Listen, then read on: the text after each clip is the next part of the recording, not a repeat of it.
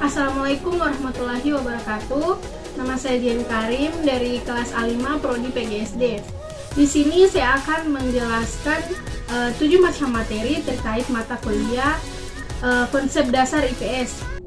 Nah, dari 7 materi ini, yang pertama saya akan menjelaskan terlebih dahulu tentang konsep dasar ilmu sosial.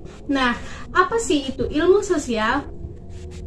Ilmu sosial menurut Supriya, dalam struktur disiplin ilmu, baik ilmu sosial maupun ilmu pendidikan, belum ada ditemukan nama pendidikan IPS sebagai sub pendidikan ilmu. Nah, ada 3 macam ilmu. Yang pertama, ilmu alamiah, ilmu sosial, dan ilmu budaya. Berikut pengertian tentang fakta, konsep, dan generalisasi. Yang pertama ada konsep. Konsep adalah ide abstrak yang dapat digunakan untuk mengadakan klasifikasi atau penggolongan yang pada umumnya dinyatakan dengan suatu isu atau rangkaian kata. Selanjutnya ada pengertian tentang generalisasi. Generalisasi adalah menghubungkan beberapa konsep sedemikian rupa sehingga terbentuk pula hubungan yang bermakna dan menggambarkan hal yang lebih luas.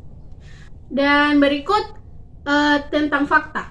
Fakta adalah hal, keadaan, atau peristiwa yang merupakan kenyataan yang sungguh-sungguh dan terjamin maksudnya di sini dia sebagai keadaan atau peristiwa yang merupakan kenyataan yang peristiwanya benar-benar terjadi dan sesuai dengan kebenarannya. Kemudian ada materi kedua, yakni konsep dasar cabang ilmu sosial, antropologi, dan psikologi. Di sini yang pertama ada pengertian psikologi.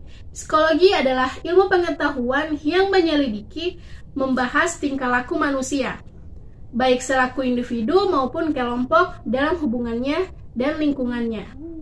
Dan yang berikut ada antropologi. Antropologi adalah salah satu cabang ilmu sosial yang mempelajari tentang budaya masyarakat dan etnis tertentu. Dan materi berikut ada keterampilan dasar dalam ilmu-ilmu sosial. Yang pertama, keterampilan memperoleh, menganalisis, menyajikan, dan memanfaatkan informasi. Dan yang kedua ada keterampilan bertanya. Yang ketiga, keterampilan menyusun dan menguji generalisasi.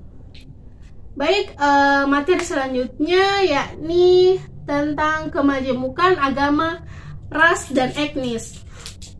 Nah, yang pertama, kemajemukan ras.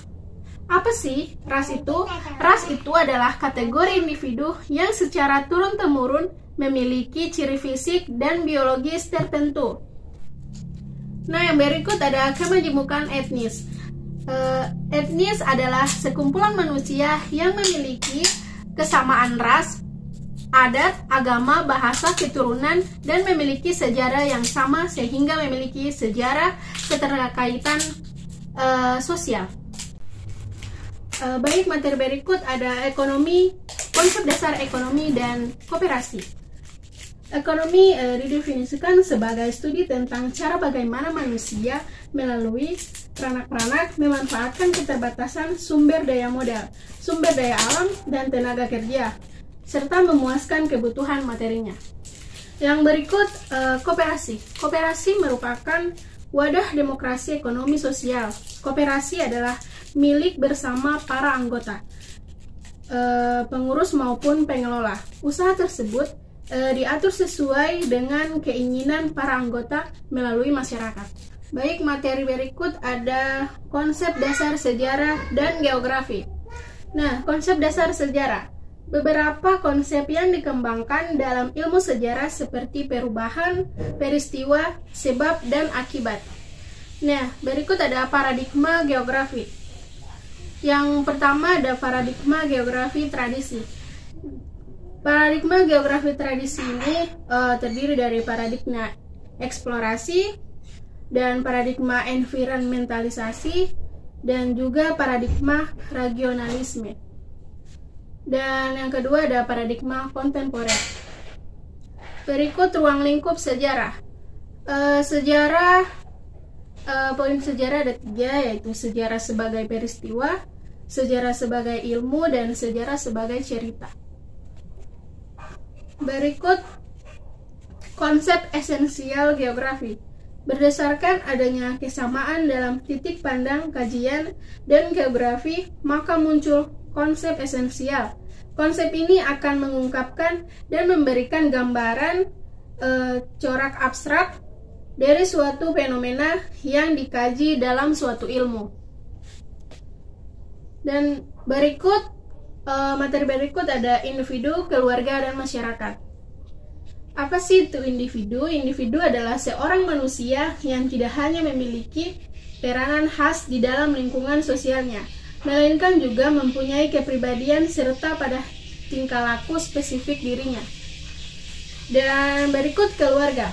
Keluarga adalah sekelompok yang mendiami sebagian atau seluruh bangunan yang tinggal bersama dan makan dari suatu dapur yang tidak terbatas pada orang-orang. Dan berikut ada masyarakat. Menurut Sunan Dari Suleman, masyarakat merupakan kesatuan sosial yang mempunyai ikatan-ikatan kasih sayang yang erat. Itulah penjelasan 7 materi dari saya. Sekian, terima kasih. Wassalamualaikum warahmatullahi wabarakatuh.